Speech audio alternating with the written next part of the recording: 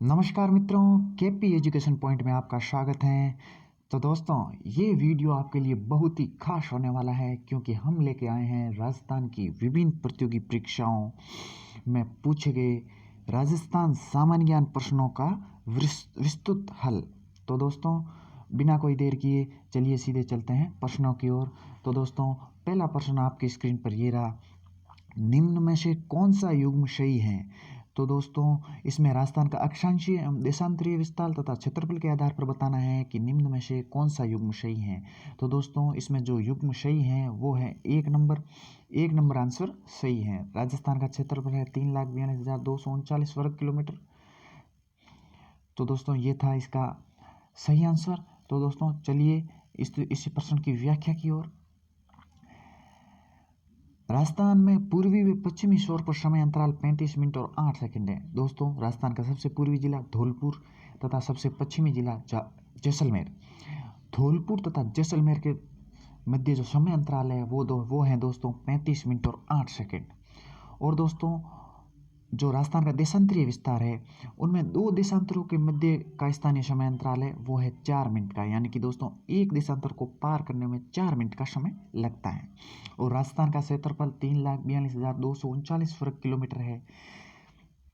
Kilometre है, पर वर्ग किलोमीटर में पूछे तो 1,32,139 वर्ग मील है। तो दोस्तों, पहले राजस्थान के एग्जामों में किलोमीटरों में प्रश्न पूछे जाते थे, पर अब है वो वर्ग मील का प्रश्न ज़्यादा पूछा जाता है। अब किलोमीटर में राजस्थान का क्षेत्रफल नहीं पूछा जाता है। अब अगर पूछा भी गया तो वर्ग मील में है क्षेत्रफल पूछा जाएगा। तो दोस्तों, आप वर्ग मील में क्षेत्रफल ध्यान रखें, ये एक नया क्वेश्चन बन सकता है। चलिए दोस्तों, चलते हैं अगले क्वेश्चन की ओर। 1,000 मिलीबार की समदाब रेखा जुलाई माह में गुजरती हैं। तो दोस्तों, 1,000 मिलीबार की समदाब रेखा जुलाई माह में सिरोही, उदयपुर, प्रतापगढ़ और झालावाड़ से गुजरती है। 1,000 मिलीबार की समदाब रेखा। चलिए दोस्तों, चलते हैं इस प्रश्न की व्याख्या की ओर। समान वायुदाब वाले स्थानों को मिलाकर खींची गई रेखा को समदाब रेखा कहा जाता है। यानी दोस्तों, समदाब रेखा की ये परिभाषा है कि समान वायुदाब वाले स्थानों को मिलाकर खींची गई रेखा समदाब रेखा कहलाती है।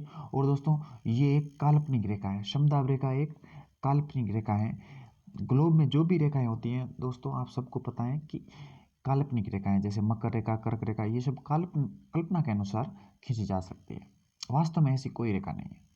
चलिए दोस्तों, चलते हैं अगले क्वेश्चन की ओर। औद्योगिक संभावनाओं के आधार पर राजस्थान के निम्नलिखित में से कौन से जिले ए श्रेणी के अंतर्गत आते हैं। तो दोस्तों, औद्योगिक संभावनाओं के अनुसार राजस्थान के उदयपुर, कोटा, भीलवाड़ा जिले हैं वो ए श्रेणी के अंतर्गत आते हैं, यानी कि इन जिलों में औद्योगिक संभावना सबसे ज़्यादा है। तो दोस्तों, चलिए इस प्रश्न की व्याख्या की और इस प्रश्न से संबंधित और क्या क्या प्रश्न पूछे जा सकते हैं। तो दोस्तों देखिए, राजस्थान में 3 औद्योगिक पार्क हैं। दोस्तों, पूरे राजस्थान में 3 औद्योगिक पार्कों की स्थापना की गई है। पहला है सीतापुरा जयपुर प्रथम पार्क है। ये दोस्तों भारत में स्थापित किया गया प्रथम पार्क है सीतापुरा जयपुर। बोरानाडा जोधपुर, नीमराना अलवर।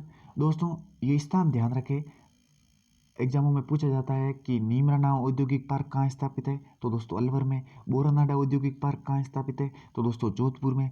और सीतापुरा भारत का पहला औद्योगिक पार्क है। तो दोस्तों, ये तो महत्वपूर्ण है ही, एग्जामों में पूछा जा सकता है।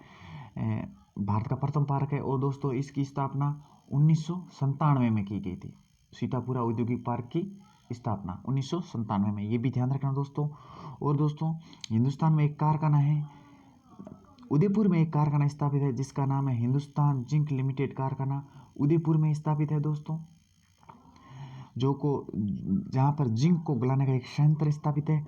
और दोस्तों, भिवाड़ी भी अलवर में स्थित है, प्रमुख औद्योगिक क्षेत्र है। और भिवाड़ी है दोस्तों वो राजधानी दिल्ली के सबसे नज़दीक औद्योगिक क्षेत्र है राजस्थान का, अलवर, भिवाड़ी। तो दोस्तों, इसको भी पूछा गया है 1-2 एग्जामों में। तो दोस्तों, ये फैक्ट हैं, आप ध्यान रखें, इसकी शॉट ले लें और नोट बना लें, आपके प्रतियोगी परीक्षाओं में जरूर कहीं ना कहीं काम आएंगे। तो दोस्तों, चलिए अगले क्वेश्चन की ओर। राजस्थान में सीमेंट उत्पादन में प्रमुख जिले। तो दोस्तों, राजस्थान में सीमेंट उत्पादन के जो प्रमुख जिले हैं वो है बूंदी, चित्तौड़गढ़, कोटा, सिरोही एवं उदयपुर। दोस्तों ये है राजस्थान के प्रमुख सीमेंट उत्पादन जिले। एक बार दोस्तों फिर से देख लीजिए, बूंदी, चित्तौड़गढ़, कोटा, सिरोही एवं उदयपुर ये राजस्थान के प्रमुख सीमेंट उत्पादक जिले हैं। दोस्तों इसकी व्याख्या देख लीजिए। इसकी व्याख्या है दोस्तों, सीमेंट उत्पादन के लिए लाइमस्टोन चूना पत्थर को कच्चे माल के लिए प्रयुक्त किया जाता है। दोस्तों जो ये जिले बताए थे मैंने, उनमें दोस्तों लाइमस्टोन चूने पत्थर की मात्रा अधिक है, इसलिए वहाँ भी सीमेंट उत्पादन कारखाना सबसे ज़्यादा है। सीमेंट कच्चे माल के लिए आवश्यक होती है। दोस्तों राजस्थान का पहला सीमेंट कारखाना 1915 में लाखेरी बूंदी में स्थापित किया गया था। राजस्थान का जो पहला सीमेंट कारखाना है वो 1915 में लाखेरी बूंदी में स्थापित किया गया। चलिए दोस्तों चलते हैं अगले क्वेश्चन की ओर। दोस्तों अगला क्वेश्चन है, जैसलमेर में पालीवाल ब्राह्मणों द्वारा विकसित मौलिक पारंपरिक जल संचयन पद्धति। दोस्तों आसान क्वेश्चन है, खड़ी ने जो जैसलमेर के पालीवाल ब्राह्मणों द्वारा विकसित की गई मौलिक पारंपरिक जल संचयन पद्धति है। चलिए दोस्तों चलते हैं अगले क्वेश्चन की ओर। इसकी व्याख्या देख लीजिए। खड़ीन पद्धति में पाल द्वारा जल को रोककर जल का संचयन किया जाता है। जैसलमेर में वैसे भी शुष्क स्थान है, वहाँ पर वर्षा जल को पाल द्वारा रोककर खड़ीन पद्धति द्वारा जल का संचयन किया जाता है, जिससे भूजल स्तर में वृद्धि होती है। भूजल स्तर में वृद्धि होती है, कुओं का जल बढ़ जाता है पाल द्वारा जल को रोककर। इससे दोस्तों फसलें आसानी से होती है तथा पीने के लिए पानी आसानी से मिल जाता है।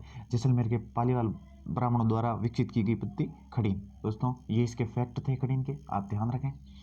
अगला क्वेश्चन देखिए दोस्तों, निम्नलिखित में से कौन सा कथन सही है। तो दोस्तों इसमें जो कथन है वो है, ये सही है, आहड़वासियों का महत्वपूर्ण व्यवसाय एश तांबे का गलाना तथा ताम्र वस्तुएं बनाना था। तो दोस्तों ये फैक्ट ध्यान रखें कि आहड़वासियों का प्रमुख व्यवसाय कौन सा था। तो दोस्तों तांबे का गलाना तथा ताम्र वस्तुएं बनाना, ये आहड़वासियों का प्रथम व्यवसाय था। चलिए दोस्तों चलते हैं इस प्रश्न की व्याख्या की ओर। तो दोस्तों आड़ के संबंधित और क्या पूछा जा सकता है, ये पूछा जा सकता है, आड़ सभ्यता आड़ नदी के किनारे उदयपुर में स्थित है। ये दोस्तों ध्यान रखें कि आड़ सभ्यता किस नदी के किनारे है, तो आड़ नदी के किनारे उदयपुर में। ठीक है, अगला क्वेश्चन देखिए, आड़ सभ्यता के अन्य नाम। तो दोस्तों आड़ सभ्यता के अन्य नाम भी पूछे जा सकते हैं। आड़ सभ्यता के अन्य नाम है आघाटपुर, तांबे की नगरी, बनास संस्कृति। ये हैं दोस्तों आहड़ सभ्यता के अन्य नाम।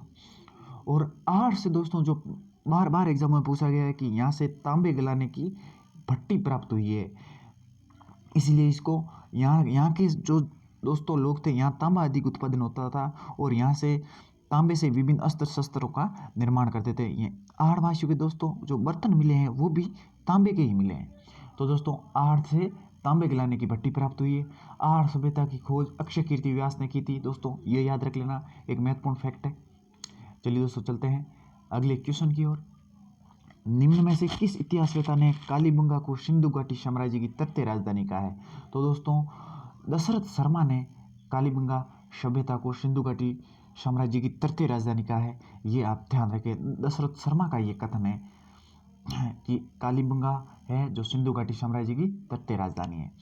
चलिए दोस्तों चलते हैं इस प्रश्न की व्याख्या की ओर। इसके आसपास और क्या प्रश्न पूछा जा सकता है राजस्थान के एग्जामों में।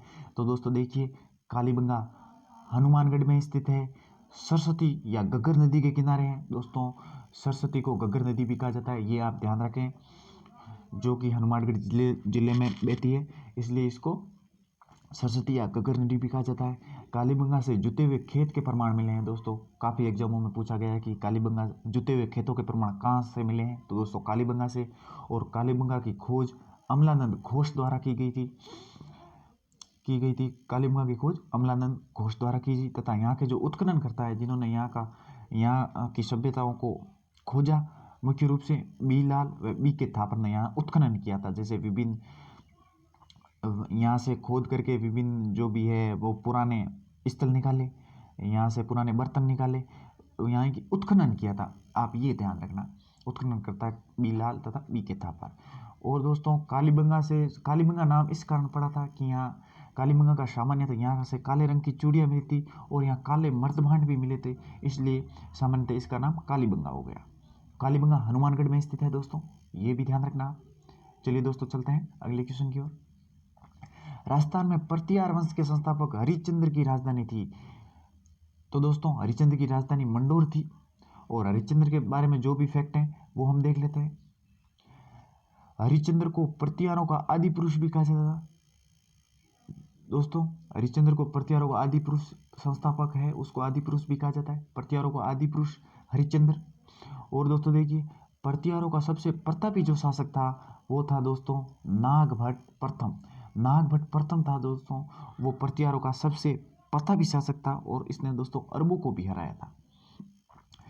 अरब शासक को हराना दोस्तों जब उस समय बहुत ही बड़ी बात है, क्योंकि अरबों की बहुत ही विशाल सेना होती थी और उनके पास से अस्त्र शस्त्र भी परिपूर्ण होते थे। तो भी दोस्तों नागभट्ट प्रथम ने अरबों को खदेड़ दिया था। और देखिए दोस्तों, नागभट्ट प्रथम ने अपनी राजधानी मंडोर से मेड़ता, मेड़ता से भीनमाल तथा भीनमाल से उज्जैन स्थापित की। दोस्तों इतनी जगहों पर है वो नागभट्ट प्रथम प्रतापी शासक था। तो दोस्तों उसने मेड़ता को विजय करके अपनी राजधानी बनाया, भीनमाल को भी विजय करके अपनी राजधानी में जोड़ दिया और उज्जैन को भी अपनी राजधानी में स्थापित कर दिया। तो दोस्तों ये थे नागभट्ट प्रथम के बारे में फैक्ट, यानी कि प्रतिहार वंश के बारे में फैक्ट। आप ध्यान जरूर रखें दोस्तों, एग्जामों में पूछा जा सकता है, क्योंकि हरिश्चंद्र के बारे में पूछा गया है तो दोस्तों नागभट्ट प्रथम के बारे में भी पूछा जा सकता है। चलिए दोस्तों चलते हैं अगले क्वेश्चन की ओर। पृथ्वीराज चौहान तृतीय का समकालीन शासक था।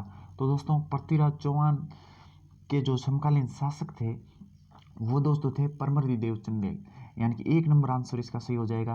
परमर्दी देव चंदेल थे वो पृथ्वीराज चौहान के समकालीन चंदेल शासक थे।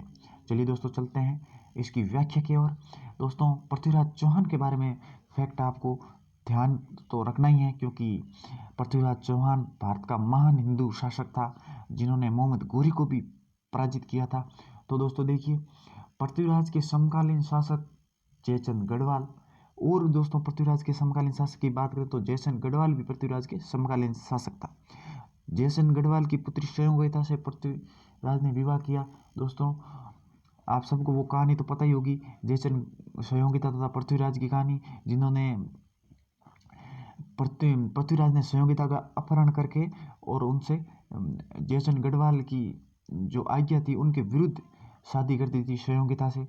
तो दोस्तों जयसेन गढ़वाल ने तराइन युद्ध में मोहम्मद गोरी का साथ दिया था। जो तराइन के युद्ध हुए थे दोस्तों मोहम्मद गोरी तथा पृथ्वीराज के मध्य, उनमें जो दोस्तों जयसेन गढ़वाल ने है वो मोहम्मद गोरी का साथ दिया था, पृथ्वीराज चौहान का साथ नहीं दिया था।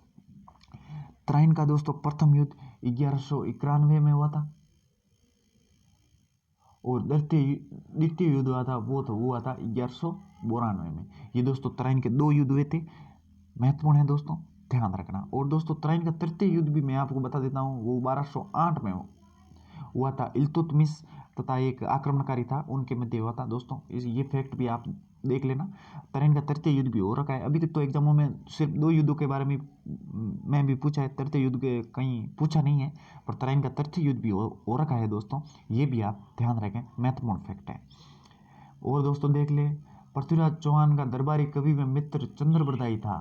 दोस्तों चंद्रबरदाई है वो दोस्तों पृथ्वीराज चौहान का मित्र, बचपन का मित्र भी था तथा उनके दरबार में महत्वपूर्ण कवि भी था। चलिए दोस्तों चलते हैं। चंद्रबरदाई ने दोस्तों पृथ्वीराज रासोर लिखी थी, जो चंद्रबरदाई ने लिखी थी। चलिए दोस्तों चलें अगले क्वेश्चन की ओर।